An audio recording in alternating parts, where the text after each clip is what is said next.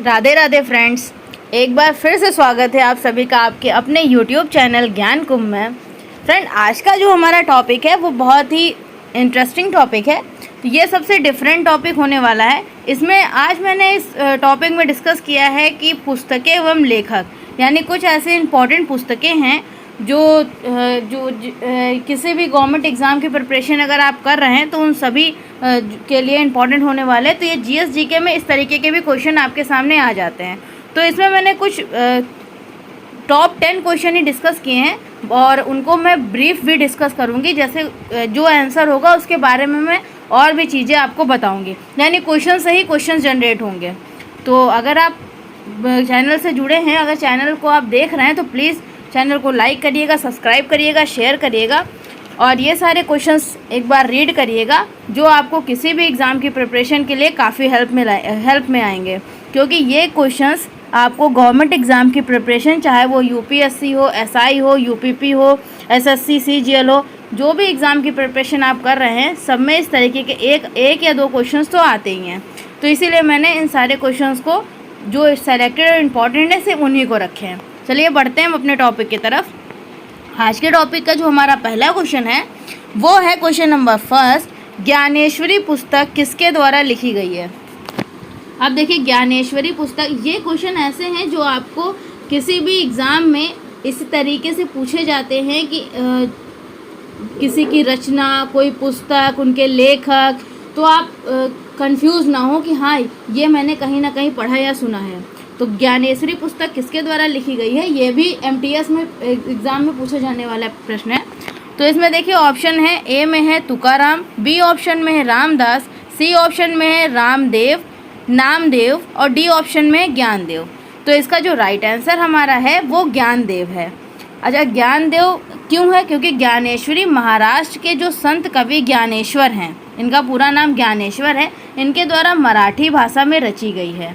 अगर पूछा जाए कि किस भाषा में रची गई है, एक तो ये है कि ज्ञानेश्वरी पुस्तक किसके द्वारा लिखी गई, एक क्वेश्चन ये हो गया, तो ज्ञानदेव द्वारा। अब ये किस भाषा में रची गई है, तो मराठी भाषा में रची गई है। श्रीमद् भागवत पर लिखी गई प्रथम भावार्थ रचना है। ये जो हमारी श्रीमद् भागवत गीता है उस पर लिखी गई है सर्वप्रथम भावार्थ रचना है ज्ञानदेव।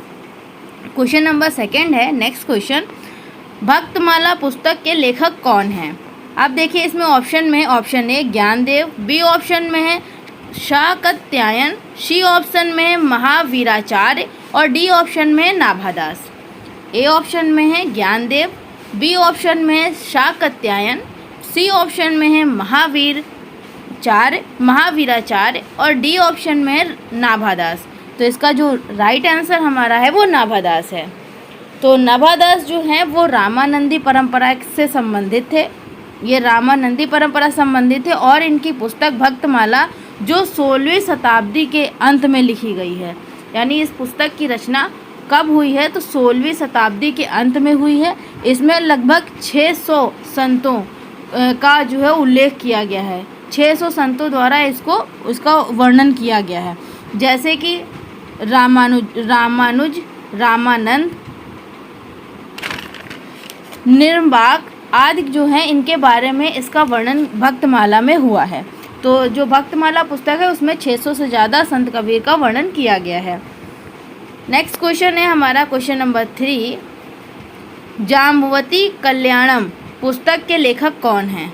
अब जाम्बवती कल्याणम पुस्तक के लेखक कौन हैं? Option is Krishnadev, B option Krishna Mishra, C option Surdas, D option Allasani Peddana. अब इसका जो राइट आंसर हमारा है वो है कृष्णदेव। ये कहते हैं कि तुलुवा वंश के शासक कृष्णदेव जो राय हैं वो 1905 से 1929 ईस्वी में भगवान कृष्ण की 8 प्रमुख रानियों में से एक जाम्बवती पर आधारित एक नाटक जाम्बवती कल्याणम, ये संस्कृत में इसकी रचना की गई है। यानी जो तुलुवा वंश के शासक हैं कृष्णदेव राय, इन्होंने 1909 से 1929 ईस्वी में भगवान श्री कृष्ण की जो प्रमुख 8 पत्नियां थीं, 8 रानियां उनकी, तो जो कृष्ण जी हैं उनकी 8 प्रमुख रानियों में से एक जो जाम्बवती थीं, वो जाम्बवती पर ये नाटक आधारित है। यानी जामवती कल्याणम, ये एक नाटक है और इसकी रचना जो है संस्कृत भाषा में की गई है।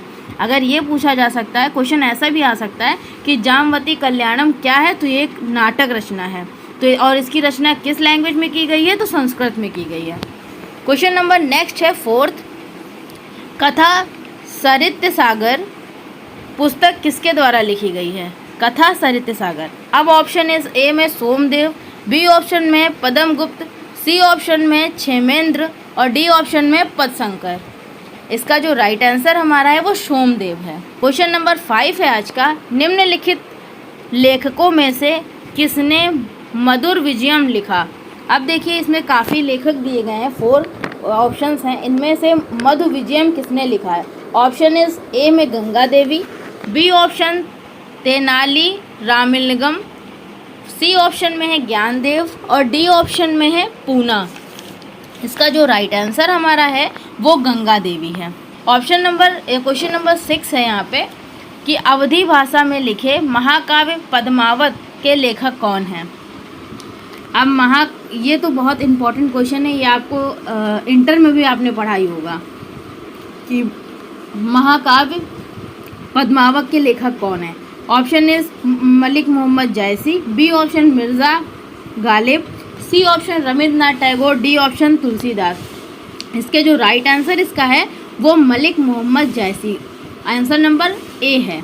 यानी पद्मावत सूफी साहित्य का एक उल्लेखनीय अंश है जो उस काल से है जब इसे 1540 में 40 के आसपास लिखा गया था। अवधी भाषा की यह कविता सूफी कवि मलिक मोहम्मद जायसी द्वारा लिखी गई है।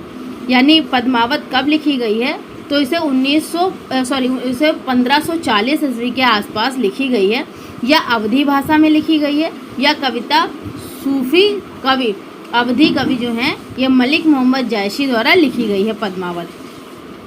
फिर क्वेश्चन नंबर 7 है, मेरा साहित्य मेरा जीवन पुस्तक किसकी आत्मकथा है? Option is Pandit Shiv Kumar Sharma, B option Ustad Azmat Ali Khan, C option Pandit Ravishankar, D option Ustad Zakir Hussain. इसका जो राइट और करेक्ट आंसर है वो है पंडित रविशंकर शर्मा।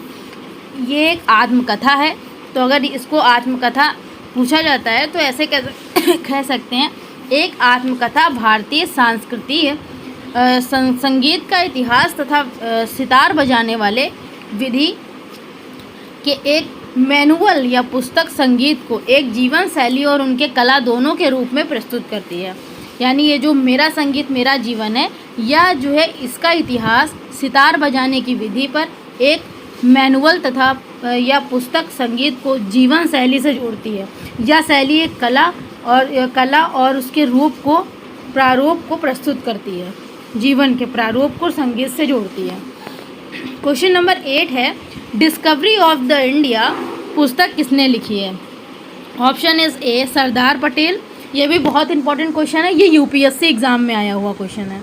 ठीक है, question number 8, discovery of the India पुस्तक किसने लिखी है? Option is Sardar Patel, B option Atal Bihari Vajpayee, C option Jawaharlal Nehru, D option Rabindranath Tagore. इसका जो राइट आंसर हमारा है वो जवाहरलाल नेहरू है।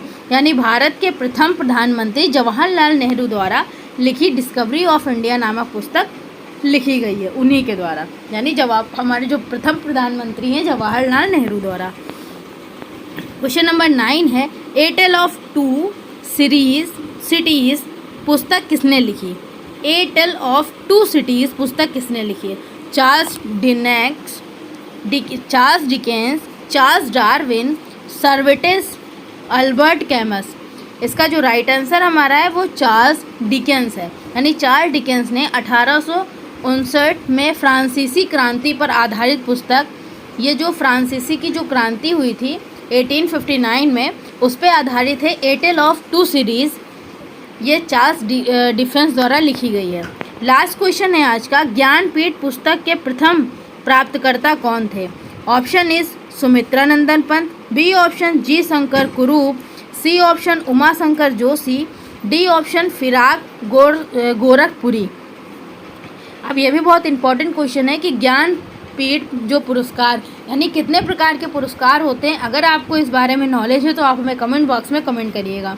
जो पीठ पुरस्कार है ये जी शंकर कुरूप को एक मलयालम लेखक थे जो अपने कविता संग्रह बांस की बांसुरी के लिए एक मतलब कविता का संग्रह था बांस की बांसुरी, उसके लिए इनको ज्ञानपीठ पुरस्कार जो है ये प्रथम पुरस्कार पाने वाले प्रथम व्यक्ति थे।